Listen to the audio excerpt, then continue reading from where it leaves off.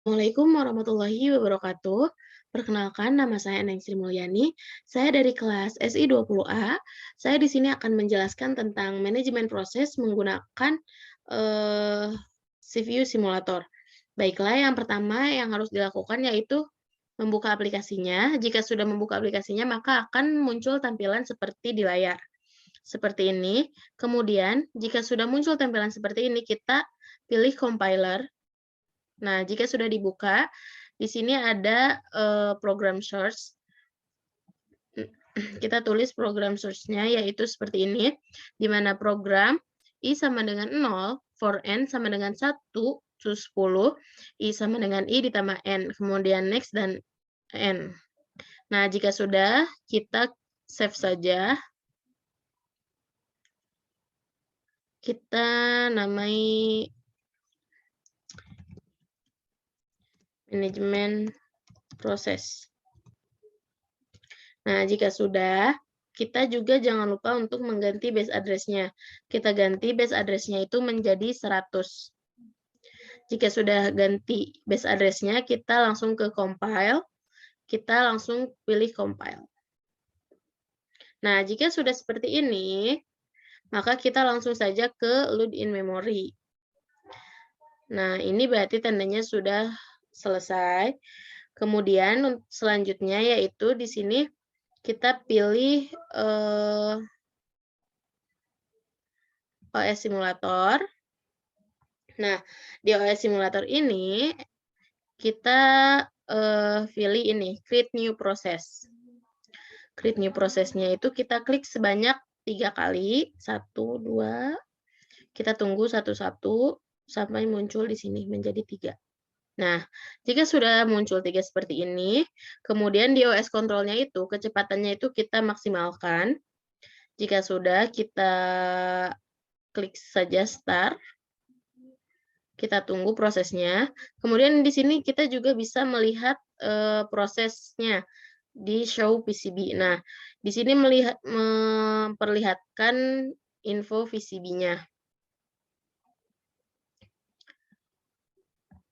Nah, jika sudah, kita tunggu satu lagi. Prosesnya satu lagi. Nah, jika sudah selesai ketiga prosesnya, kita kemudian pilih view process start yang ini. Nah, di sini. Nah, maka di sini sudah terlihat bahwa di sini P1-nya itu 0, kemudian P2-nya itu 12, dan P3-nya itu 26. Jadi, rata-rata proses dari waktu tunggunya itu sekitar 13. Nah, jadi mungkin hanya itu yang bisa saya jelaskan mengenai manajemen proses. Selanjutnya saya di sini akan mensimulasikan bagaimana menangani deadlock. Di sini saya menggunakan CPU simulator. Langsung saja kita buka CPU simulatornya. Nah, jika sudah terbuka, maka akan menampilkan tampilan seperti ini. Kita langsung ke compiler. Karena di sini kita akan membuat 4 program, maka kita di sini harus membuat 4 program. Nah, di sini sudah ada program P1, resource 1 allocate, void 3, resource 2 allocate, kemudian di sini for, n, sama dengan 1 to 20. Kemudian next, dan n. Nah, kita langsung compile di sini untuk melihat apakah masih ada kesalahan atau tidak. Nah, di sini masih ada kesalahan. Maka kita harus perbaiki, yaitu resource. Kita kurang resource. Kita compile lagi. Nah, jika sudah di-compile, maka langsung ke load in memory. Nah, lihat program P1-nya itu sudah masuk ke program list. Karena kita lanjut ke P2, P3, dan P4-nya. Untuk P2 kita tinggal ganti saja P1-nya menjadi P2, research 1 menjadi research 2, research 2 menjadi research 3. Kita compile lagi. Kemudian jika sudah, kita langsung ke load in memory. Sudah masuk, kita buat lagi yang ketiga. P3, resource 3, resource 4. Kita compile, kemudian kita ke load in memory. P3 sudah masuk, kita bikin P4, yaitu program terakhir. P4, resource-nya, resource 4. Nah, untuk P4, di sini kita bukan ke resource 5, tapi kembali ke 1. Compile, jika sudah, kita langsung ke load in memory. Nah, bisa dilihat 4 program ini sudah masuk ke program list. Kemudian kita buka OS simulatornya, diklik. Nah, jika sudah, maka kita ganti dulu schedulernya menjadi round robin, kemudian ticknya menjadi 10, dan CPU speed-nya kita tingkatkan. Nah, untuk memulai, maka kita harus memasukkan program list atau program name-nya ke sana. Untuk caranya itu kita tinggal double klik saja di namanya. Nah, sudah muncul P1, P2, P3, dan P4. Kemudian sebelum kita start, kita buka dulu view resource research. Nah, karena ini sebelumnya, maka setelah itu kita buka lagi OS control, kita baru klik start. Kita buka lagi di sini yang tadi sistem resource-nya. Nah, ini masih berproses.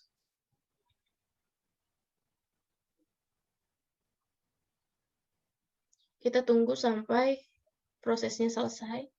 Nah, di sini terlihat bahwa terjadi deadlock antara proses-prosesnya. Nah, cara menangani deadlock ini yang pertama itu yaitu dengan cara rilis di salah satu ininya. Kita coba di R1 rilis.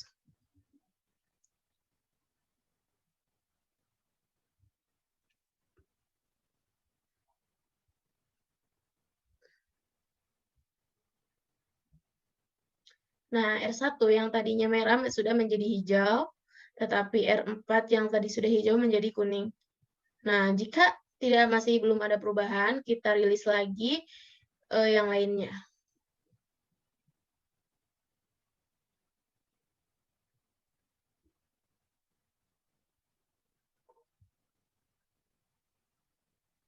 Kita tunggu sampai semuanya menjadi hijau. Tinggal R2. R2 masih berwarna kuning atau allocated only. Nah, jika sudah hijau semua, ini artinya sudah tidak terjadi deadlock. Itu salah satu cara dalam mengatasi deadlock. Kemudian ada cara lain, yaitu di sini ada prevent. Nah, kita coba menggunakan disallow, hold, and wait. Kita checklist hold and wait-nya. Kemudian di sini kita masukkan lagi programnya P1, P2, P3, dan juga P4-nya. Nah, jika sudah kita tinggal start, kemudian kita tinggal buka lagi program sistem resource yang tadi. Kita lihat apakah menggunakan disallow, hold, and wait ini berfungsi dengan baik dalam mengatasi deadlock atau tidak.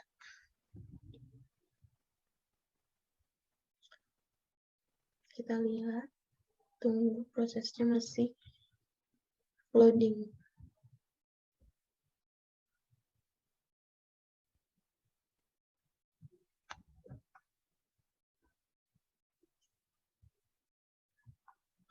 Kita tinggal menunggu dari yang R4.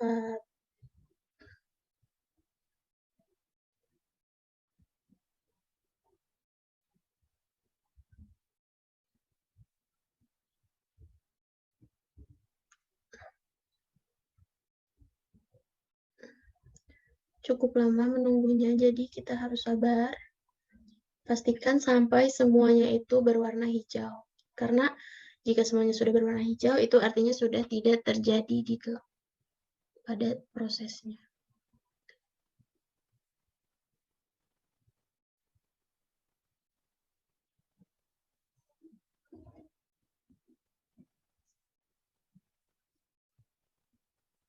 masih warna kuning.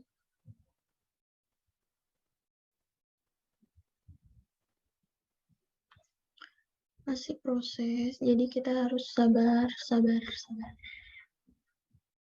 Karena memang prosesnya itu cukup lama. Nah,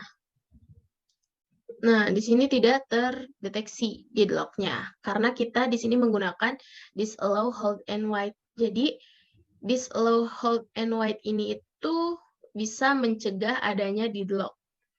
Oke, berarti disallow hold and wait ini itu berguna. Kemudian kita coba disallow circular wait. Bagaimana hasilnya? Mari kita coba. Yang ini kita close.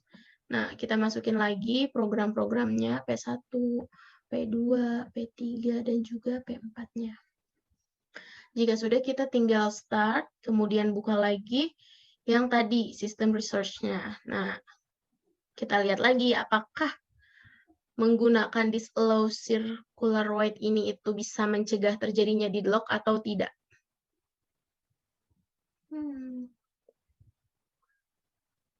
Nah, di sini terlihat bahwa dengan disallow circular wait saja, deadlock itu masih bisa terdeteksi atau masih bisa terjadi adanya deadlock.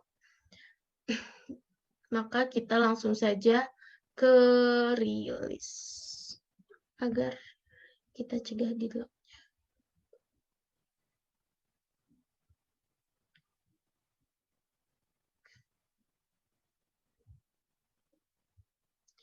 Kita release. Di sini R3 sudah hijau.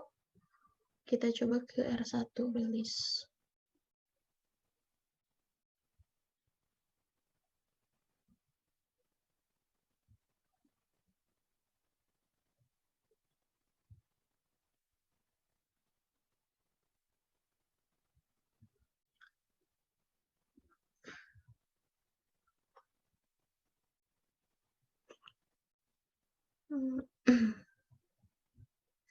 Nah, R2 sudah hijau, tinggal R1 dan juga R4. Kita tinggal tunggu saja R1. R1 sudah, tinggal R4 di sini. Jika R4 sudah hijau, maka deadlock-nya sudah tidak ada. Nah, sudah tidak terdeteksi deadlock-nya. Jadi, disallow circular wait ini tidak bisa menangani deadlock. Kemudian di sini ada use total ordering. Baiklah, kita coba. Jika menggunakan use total ordering ini, apakah akan bisa mendeteksi adanya deadlock atau tidak? Kita kembali lagi di sini, masukkan kembali program-programnya P1, P2, P3, dan juga P4.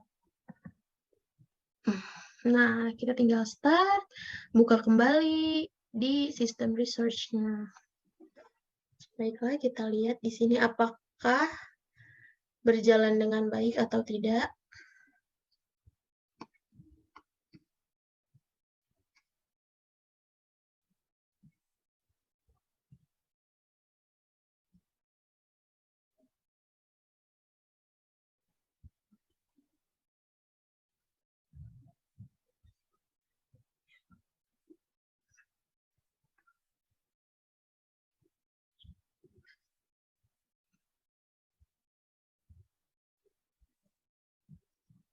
Kita masih menunggu prosesnya. R4 masih merah, R2 sudah hijau, dan R1 dan R3 itu masih kuning.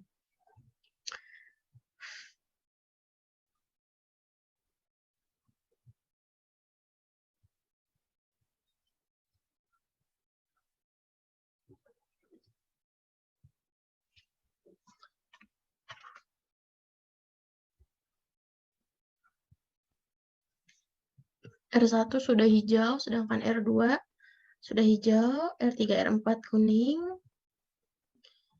Biasanya kalau udah kuning gini, nanti berubah ke hijau.